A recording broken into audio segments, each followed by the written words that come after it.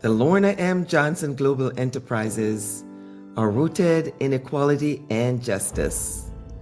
We are committed to exploring innovative, non-traditional modalities and approaches to positively shift cultural norms relating to bias, hate, and disparities. Thank you for joining us today as we discuss the fierce urgency of this moment, a great moment of healing communications between friends and uniting us within race, culture, faith, media, and politics.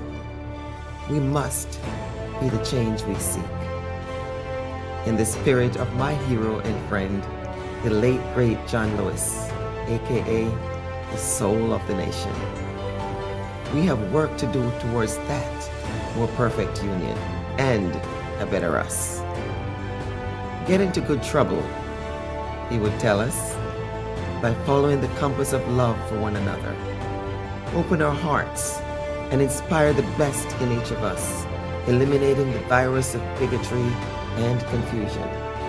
Responding to the call of our moral compass for a more perfect union, I ask each and every one of you to join me in uniting your world, my world, our world, by sharing your uniting ideas at Live with Lorna.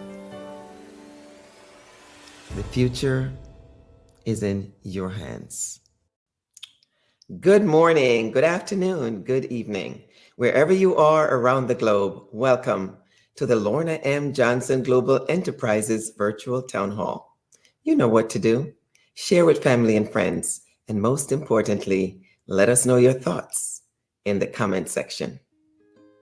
Thank you for tuning in to Live with Lorna. It's National Caribbean American Heritage Month. Caribbean American immigrants are 14.5 million strong in the United States and have made significant contributions to the growth of this country since its founding. As we celebrate, let's acknowledge Dr. Claire Nelson, founder and president of the Institute of Caribbean Studies, and her team for their vision in her recommendation to acknowledge the people of the Caribbean for their contribution to this nation. Passing the baton to the capable hands of Congresswoman Barbara Lee, my friend and Queen Mother.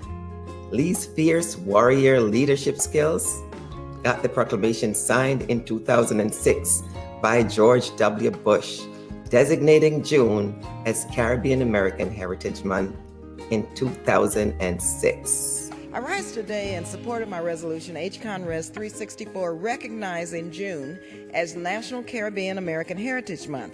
This resolution acknowledges the important contributions of Caribbean Americans, which Caribbean Americans have made to our nation's history. Congresswoman Lee is a protege of the late Shirley Chisholm. Chisholm was the first Black woman in Congress and the first Black woman to run for president of a major party, the Democratic Party. A woman of the Caribbean, she was a stalwart and a fireball, well respected by her peers. She had this to say about being shut out of important conversations. If they don't give you a seat at the table, bring a folding chair. It must have been this can-do attitude that inspired my friend, Congresswoman Lee, and led her to securing the proclamation for Caribbean Americans. Congresswoman Lee is one of my sheroes, and yes, in my eyes, an honorary Jamaican. Celebrating the month of June for Caribbean Americans should yet be another reminder that Americans' greatness lies in its diversity. Caribbean immigrants have been contributing to the well-being of American society since its founding, starting with nobles like Alexander Hamilton, one of our founding fathers and a financier who was the first Secretary of the Treasury, hailing from the Caribbean island of Nevis. Hamilton became the architect of the structure of the Department of the Treasury. Then, look no further, than Kingston, Jamaica, my country of birth, for the 6th Secretary of the Treasury, Alexander Dallas. See, in Jamaica, there is a saying, with little bit but with talawa.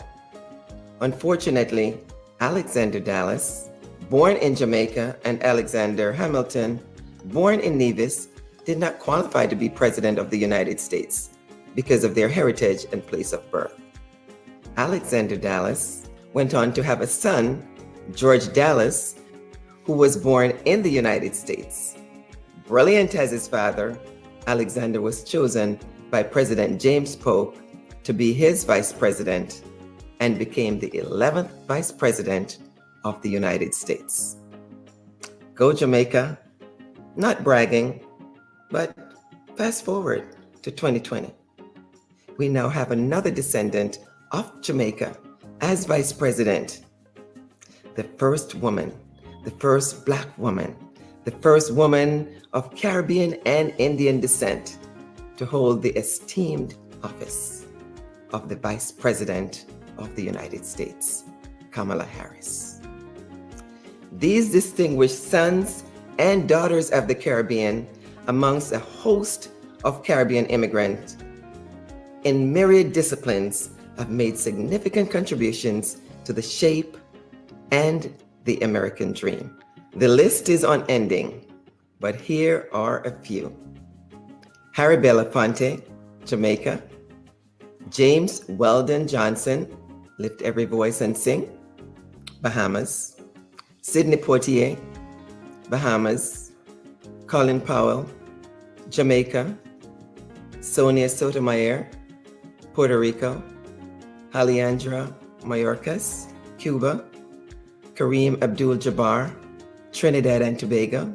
Rihanna, Barbados. Paula Madison, Jamaica. Ziggy Marley, Jamaica.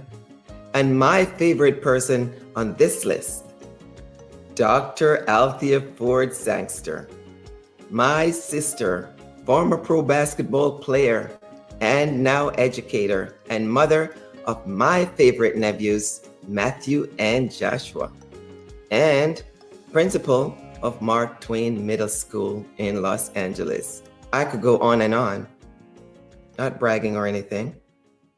Today, I'm honored to have a few friends from this influential list. Here with us today to lead us off is Dr. Wayne Fredrick. Comes to us from the island of Trinidad and Tobago. A physician and college president, Dr. Wayne Fredrick graduated from high school at the tender age of 14, enrolling in Howard University at the age of 16.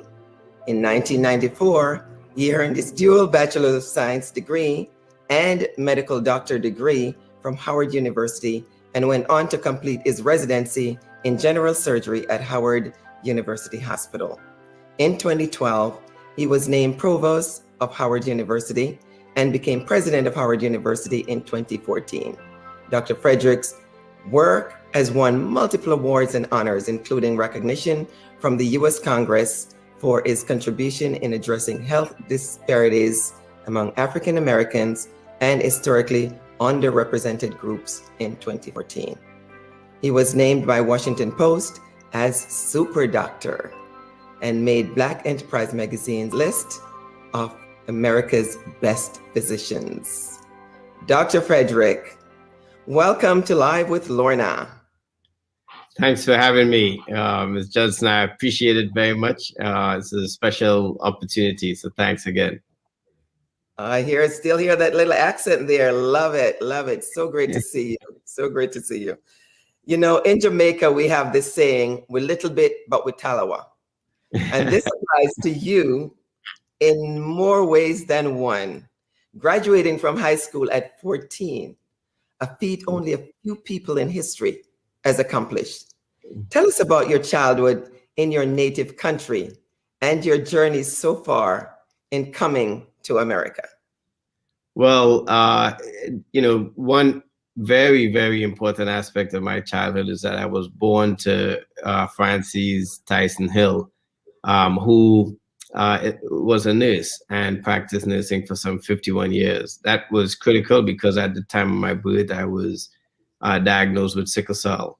And as a result of multiple hospitalizations and having an interest, developing an interest in medicine through my mom as well, I decided that I would become a physician. So my childhood was difficult around health issues in terms of being hospitalized anywhere from 3 to 6 times a year, but was also very supportive by a grandmother who had a lot of faith that I would be able to achieve anything I could, and a mother who made some unusual sacrifices. You could relate to this. She would work a day shift as a nurse, and then if I was hospitalized, she would actually switch and do an extra shift at night to be in the hospital close to me. And so that dedication and support was really important. Coming to Howard was a no-brainer. Howard has a sickle cell center that was absolutely key in not just saving my life, but allowing me to thrive, to learn about my disease, to understand it, and to take mitigating steps to make sure that I could perform at the best level possible.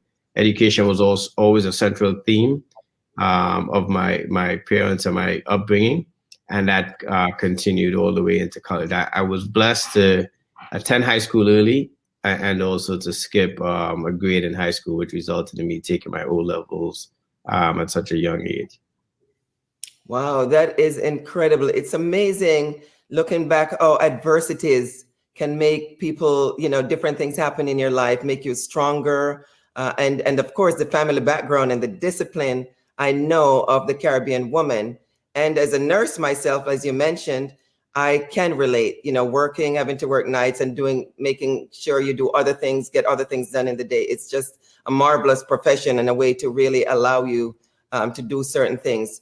You have added so marvelously to the greatness of America, so much so that the United States Congress officially recognized you for your work in healthcare for historically marginalized and disadvantaged communities.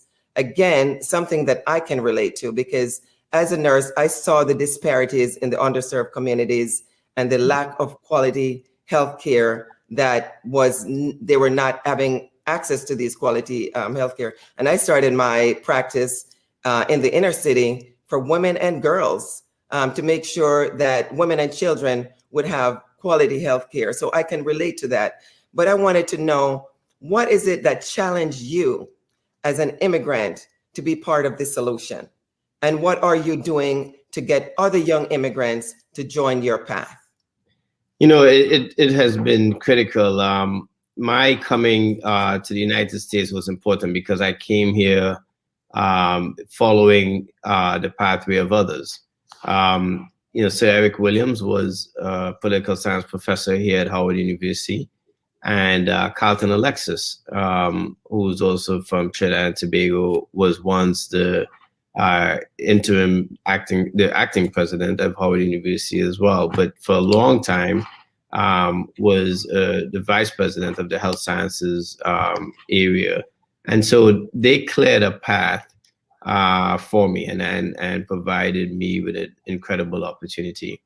Once I got to Howard, the disparities that exist became very clear to me. And part of our curriculum and the teaching is about serving the underserved. And as I developed my own career as a cancer surgeon, focusing primarily on gastrointestinal cancers, I began to see that more and more. And even today, I still operate, I still see patients, and I see it every day, unfortunately. So we still have a lot of work to do. And that does include bringing young people from the Caribbean into this field as well. And that's something we're very focused on here at Howard. Howard is a respected United States institution that has produced a great deal of assets for the American people like Chadwick Boseman, Thurgood Marshall, Felicia Rashad, and now Vice President Kamala Harris. What are you doing to continue this tradition of excellence at Howard? And how is what you are doing today as the leader of this hallowed institution contributing to the greatness of this country? Sure. So the first thing we're doing is trying to make sure that we take care of the fundamentals, and I consider the fundamentals our academics. That's why we're here. So we have done things to increase the graduation rate. We provided more support for students. The number one reason students do not finish at Howard on time or at all is because of finances, and so we've been actively fundraising to try to fill those gaps, and we've been having some very good success with respect to improving the graduation rate and improving the job opportunities the students are getting when they leave here. And so as we continue on our journey of excellence, what I am trying to do as I look at the broader construct of what the nation needs from our Howard University, is to make sure that we diversify every field. And not just for the sake of adding numbers, but for the sake of making sure that people recognize that diversity actually makes their businesses better. And I think you see that with the first vice president, first Black female vice president in Kamala Harris. But you also see it every day. There are people out in the community blocking and tackling and fulfilling Howard's mission by going out and serving others. Our motto is truth and service. And what we've been trying to do is to make sure that we emphasize that, and that we're producing graduates that are living that motto every day. That is great. America's diversity is and always has been a defining strength for us as a nation. And as a successful immigrant, what is your stance on immigration, and what can we do to get more bright immigrants like you to come to the U.S. and add to its greatness, like countless of others have done? Yeah, it's no doubt in my mind that immigration has made America strong. And throughout every generation of Americans, immigrants have played a critical role, especially Caribbean immigrants, as we celebrate Caribbean Heritage Month. I think what we must do is continue to recognize what are the principles that make the country great. Freedom is one of those. We have to make sure that we ensure a free society. And the second one is that we have to really amplify other people's humanity. I think that's one of the things that we currently are struggling with in the American democracy. The humanity of each individual is something that we must raise up. Now, it has been violated in the past, whether it's through slavery, through Jim Crow era. And so it is a constant fight. And Howard University, for instance, is one place that's been on a journey to social justice. And it's one that we as immigrants must join, must support. And as a result of doing so and making America stronger, we actually make America more welcoming to other immigrants. And I think that that's extremely important that we continue to represent in that manner. What are your thoughts on making it mandatory for all your students and professors to be vaccinated? Yeah, Howard University is a trusted messenger in the community. So we've stood up a vaccination center, and we've been providing vaccines in the community. We've provided vaccines for our own constituents first, and then obviously went out in the community as well simultaneously. Now, I have mandated that students will have to be vaccinated upon their return. We're still evaluating and making a decision about faculty and staff.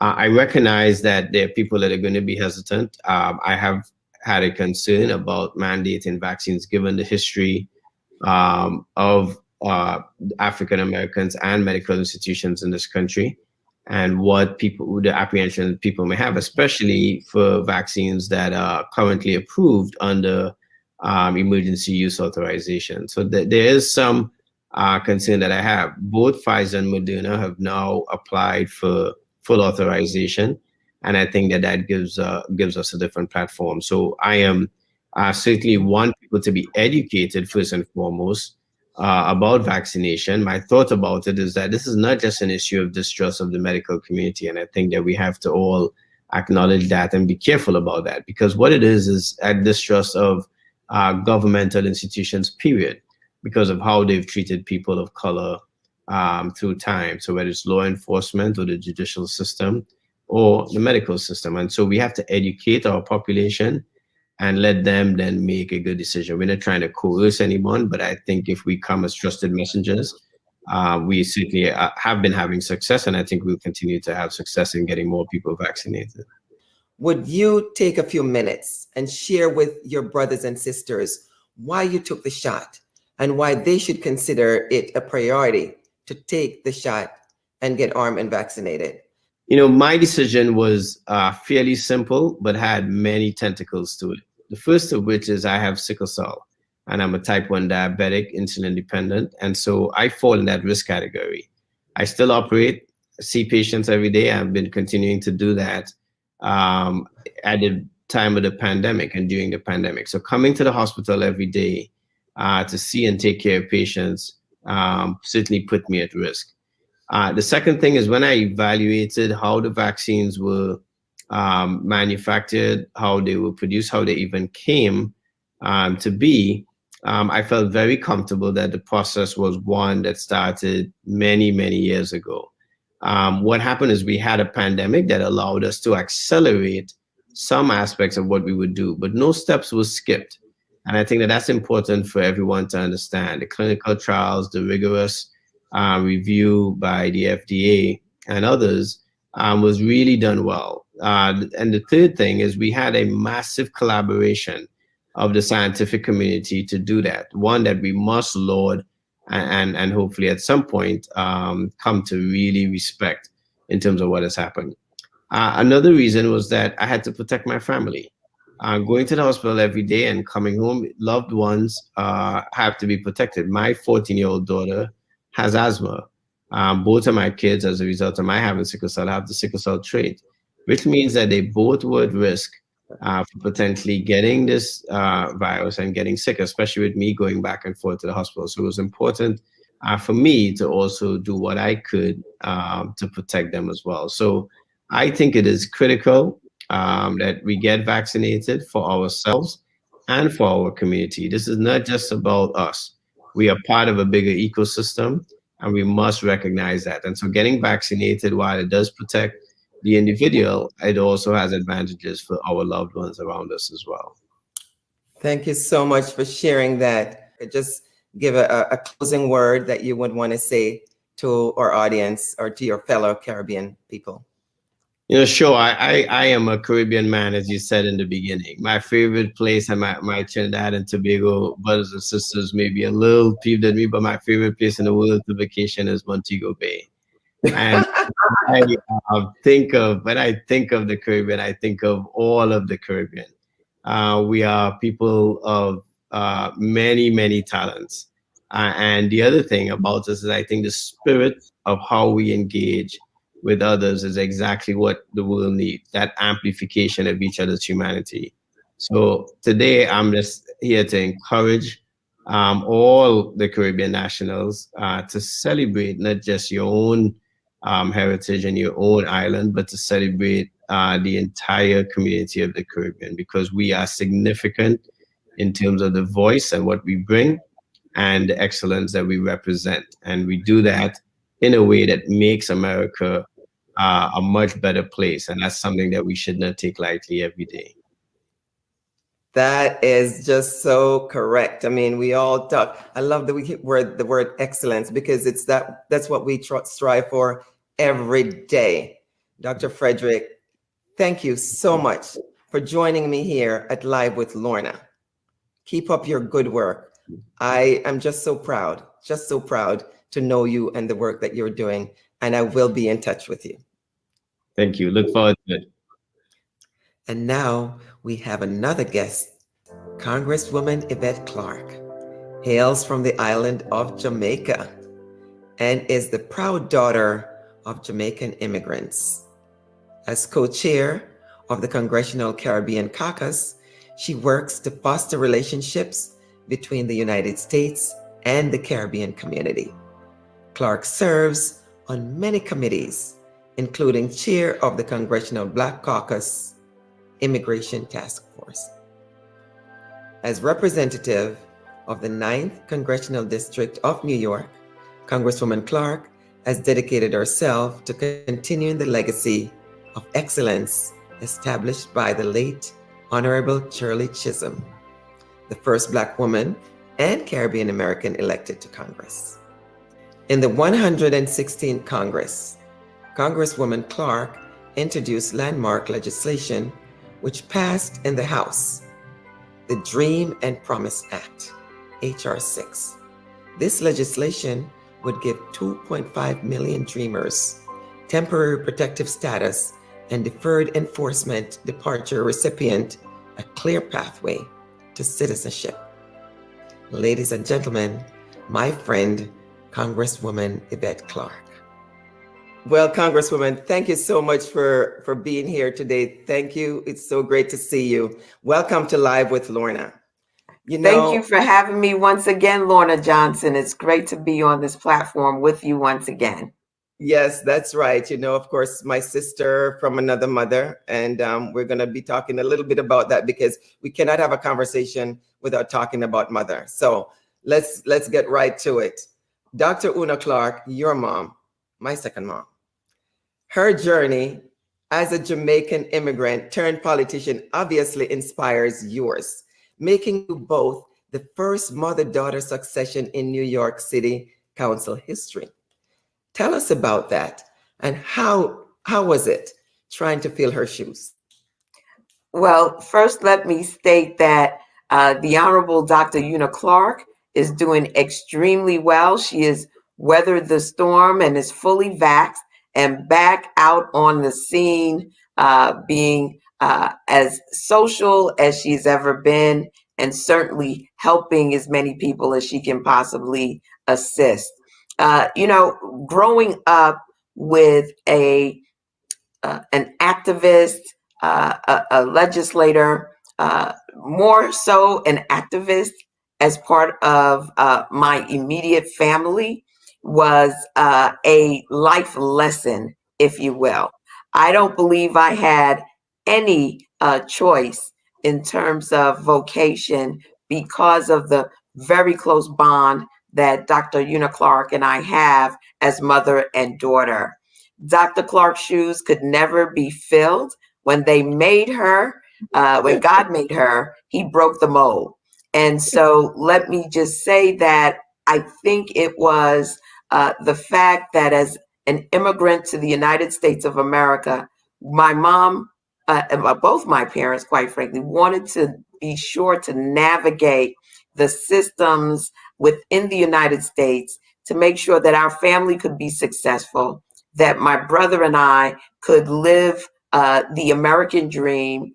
And so my mother engaged in every civic and political organization and opportunity that she could avail herself of.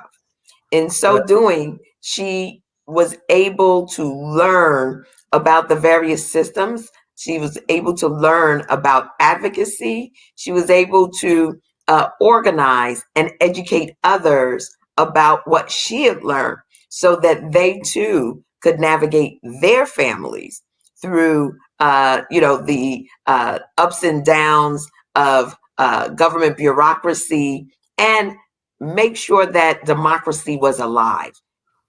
But since you were raised here in the U.S., were you raised like us in Jamaica where when adults were in the room, you had to be quiet? Or were you allowed to speak? Absolutely. I had a traditional Jamaican upbringing in the United States of America. Those values, those morals, that way of conducting business and the expectations of our home and family were also embraced by our neighbors in being that village that helped to raise me.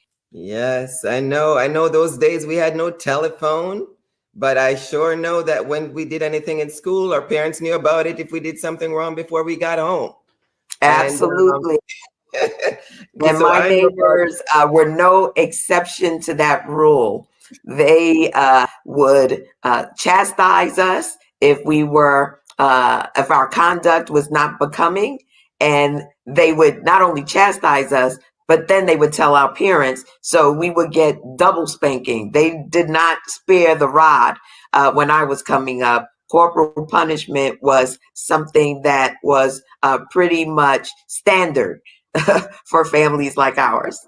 My mother's Bible quoted the scripture, do not spare the rod and spoil the child. That was a common Absolutely. mantra. That is awesome. Listen, you were first elected in Congress in 2006.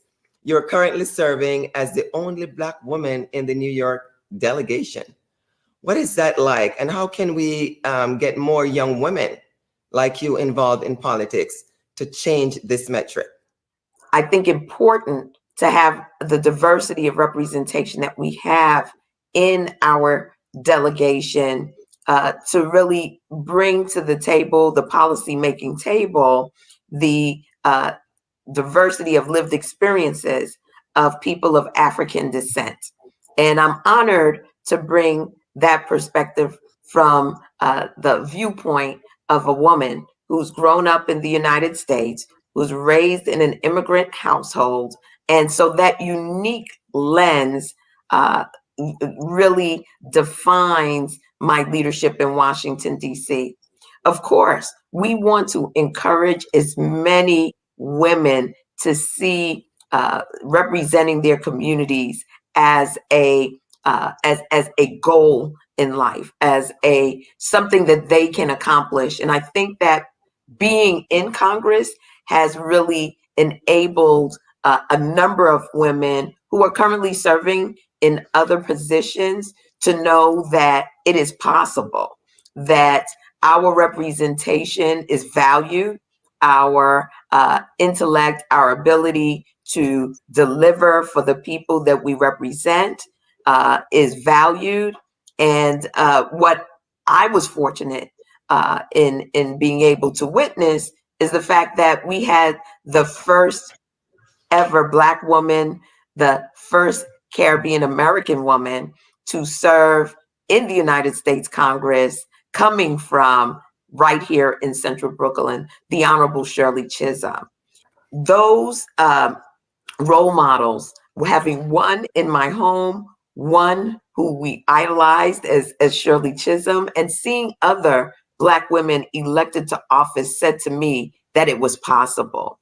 And I hope that when other women in our state see me in Congress, they too recognize that they can be representatives in the halls of Congress, and that they will extend themselves to activism, organizing, being a voice for those whose experiences we readily identify with as Black women, as Caribbean American women, as women of African descent. And they too will move forward with candidacies that will transform our political landscape. You mentioned Shirley Chisholm. Shirley Chisholm casts a great shadow in American politics as a Caribbean woman. And now you have the opportunity to leverage on her legacy and continue where she left off, and even occupy her seat until redlining changed your district from 13 to 9. Can you talk a little bit about that, the changing of the district? And what are you doing now, adding, in terms of work to benefit immigrants that would thereby adding to the wealth and well-being of this country?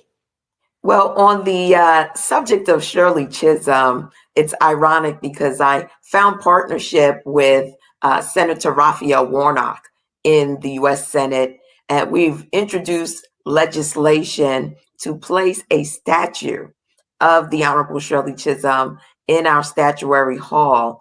And it takes legislation in order to get that done.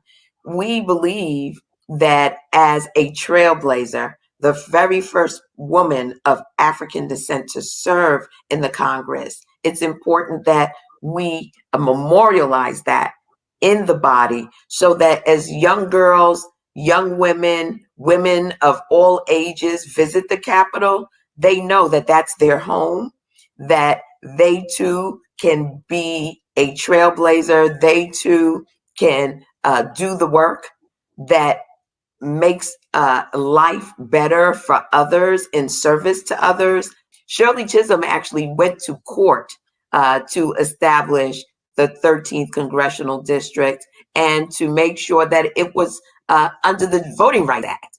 Because for so long, communities of color, particularly in New York, didn't stand a chance of having representation that came from their lived experiences. And so we draw upon all of what Shirley did to establish these districts in Central Brooklyn. It is now 2 districts, initially starting with Shirley Chisholm.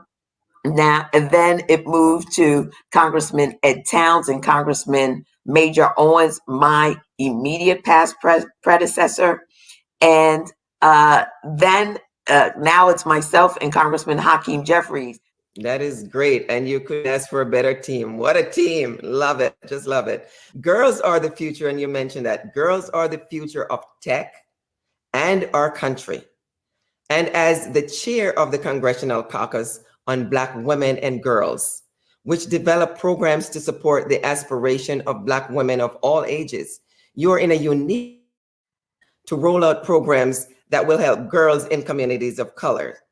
What are some of the programs that you have going right now? And what are you presently working on to move Black women forward? Well, one of the things that unfortunately COVID-19 has revealed to the world was the health disparities that have plagued communities of color, particularly in my case, Black communities, immigrant communities, for generations now. And we finally see, unfortunately, at a very dear price in lives and livelihoods, a new level of commitment to investing in an infrastructure that will address and close those disparity gaps. So whether it is a gap in healthcare, a gap in education and entrepreneurship, my voice at the table to shape policy, to make sure that Black women as entrepreneurs have equal access to financing to start and expand their businesses is critical. That's some of the work that we do through the Congressional Caucus on Black Women and Girls. The Congressional Caucus on Black Women and Girls does is it looks at all of the ways in which we can advance legislation in Washington, D.C. to make sure that the lived experiences of Black women and girls are addressed through legislation, whether it's to advance in education and in entrepreneurship, or it's to rectify longstanding biases. Well, I'm excited to see that as we talk about tech and having access to funding is a big setback for Black people in every sense of the word, in terms of their expanding their geniuses and otherwise. So something that I will be looking to you some more for, especially when it comes to women and girl. So let's go a little bit and talk a bit about voter suppression. Caribbean Americans are 14.5 million strong. And of course, this 14.5 million, we're talking about people that came in as immigrants. We're not talking about maybe even you. I don't even know if you're counted in this census, Caribbean that were born here in the United States. But right now, as it stands, 14.5 million strong. What are you doing to ensure all Caribbean Americans understand their power is in voting and that they have that right and it should not be suppressed? And even if it's suppressed, they should not allow it to get them down. They should figure out a way. What are you doing for them to figure out a way to make sure that this suppression law does not affect them as individual and does not affect our community, but that we're still out there fighting the good fight and making sure we're getting to the polls and getting our families to the poll? Well, Lorna, there are a number of things that we are doing in Washington as we speak. Right now, the House of Representatives has done a yeoman's job in advancing progressive legislation that will make a difference, if passed by the Senate, in the way in which we protect and advance our voting rights. One of those bills is H.R. 1, which really sets the menu and the plate for how a national election apparatus should be constructed in the 21st century. It deals with the issue of voter suppression. It deals with the issues of voter registration and provides a pathway for access to the ballot that is free, fair, and unfettered.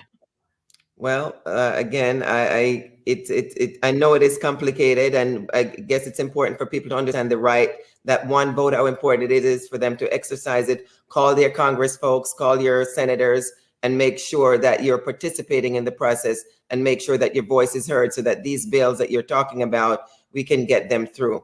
Let's talk about some of the problems that we're having in our community. I started a campaign called Armed and Vaccinated, because in our community, you know that we are challenged in terms of we have challenges, especially the Caribbean community. We don't want to be the first to do anything and to take the vaccine, and the vaccine is still relatively new. So we're getting a lot of bounce back on that. What are you doing, or what can you say? I would like for you to talk to your brothers and sisters and let them know that you got your shot, your family got your shot, why you got your shot, and why you think that they should consider seriously about taking it. And by the way, I do, with this Armed and Vaccinated campaign that I have going, whoever once they get vaccinated, they can go online to Armed and Vaccinated, and they can have a chance to win a trip for two to Jamaica. So I'd like wow, that is a great incentive, Lorna. That is a so I'd like for great you to use that in incentive. your community, and just say a few words to our community, to talk to them, to encourage them to go to Armed and Vaccinated and make sure that they get vaccinated, so that we can support ourselves, protect ourselves, our family, and the country. Absolutely, Lorna. Let me say this. Let me congratulate those within the Caribbean American community who have made it a point to get vaccinated.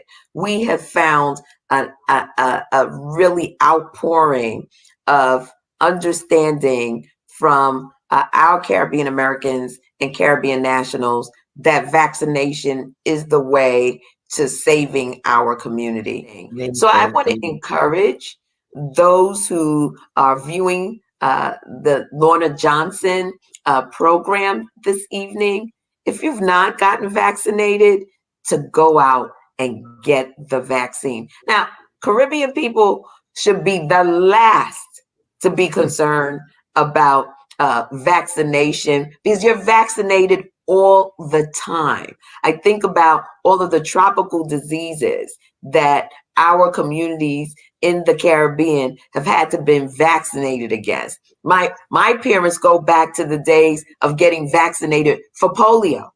So these are not, the science is not new. The manifestations of viruses are. And with the science, the intellect and ability that God gives us to be able to solve these types of life-threatening dilemmas, we should be thanking God that He vested that knowledge in a beautiful Black woman who has helped to develop a vaccine that she herself took, and I took, and I know that Lorna Johnson took. And today we're here to be able to celebrate Caribbean Heritage Month 2021. Great. Thank you so much, Congresswoman Clarke. As a daughter of the Caribbean, you have done so much to help advance the American experiment.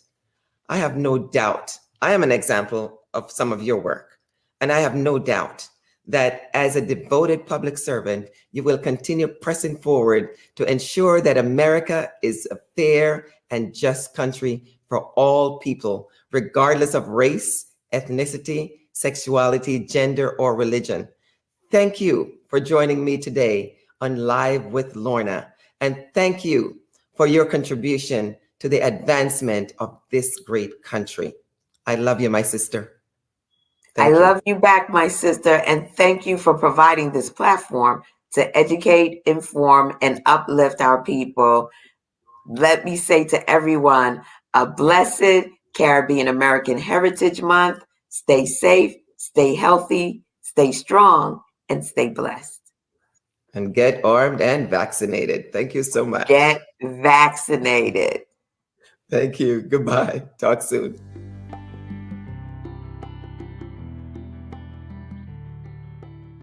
First, let me say thank you for your service to humanity, for your message, the vision, and for the example you continue to set.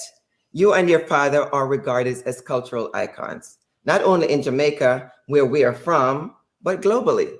As a matter of fact, the Marley clan has masterfully carried out your father's legacy with dignity and respect. As a Caribbean man in America, what has sustained your mission and vision? Yeah, well, I mean, we have a strong roots. Growing up in Jamaica, you grew up with a lot of humility and just roots, like how to treat people, how to work hard, what I mean? So I think those roots keep me grounded and keep me focused and doing what I need to do. So I think the fact that the roots of Jamaica is still a part of me plays a big role in my life. As an immigrant, though, you graciously added to the greatness of the American culture and vibrance and continue to do so. What do you have to say about the anti-immigrant sentiments in America right now? And what do you think your dad would say today? And do you have this discussion with your kids? Yeah, well, I mean, humanity is a thing we grow with a lot of love for humanity and a lot of compassion and empathy. So for anyone who's suffering or seeking a better way of life, we always trying to give them some support, give them some help, whichever way we can. And so I feel like the anti-immigrant type of argument, I think, is more people who are scared, who are afraid of losing power, who are afraid of people who are different. And so they demonize these people who are different and demonize the places they come from because they're just scared. They're really scared. They are afraid of the world becoming more together, more integrated, more colorless. So, yeah, it's just fear. It's just fear, really. But the right way is to deal with things with compassion and understanding and try to help where you can. I know it's impossible to help everyone. You can't do everyone, right? But you must have something in your heart and the way you speak about people who are suffering that have some kind of love and dignity in it, Yes, yes.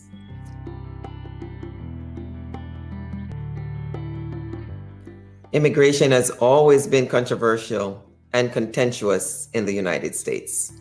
Benjamin Franklin worried that too many German immigrants would swamp America's predominantly British culture. The same irrational fears today are raised about immigrants from Latin America and Asia. Critics of immigration were wrong then, and they are now.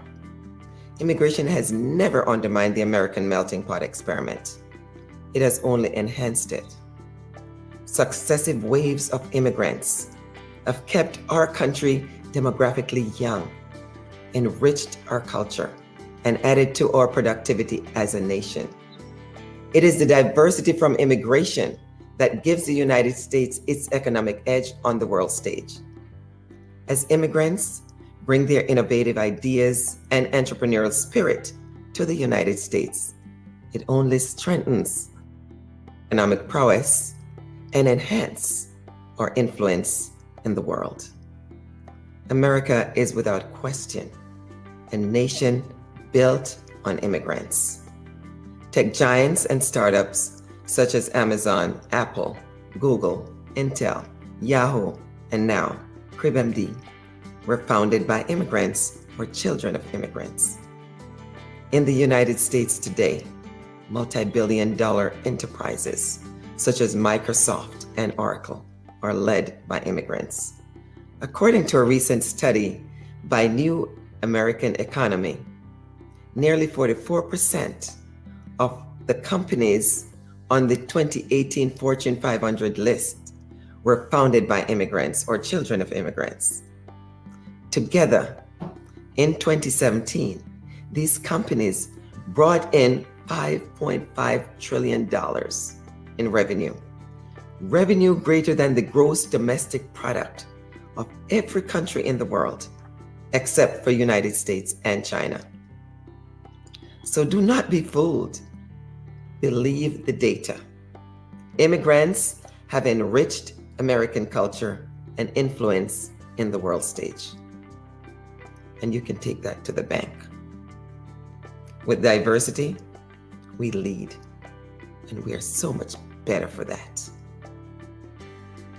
Thank you for tuning in to Live with Lorna. See you next time. Please be safe, get armed and vaccinated. Thank you.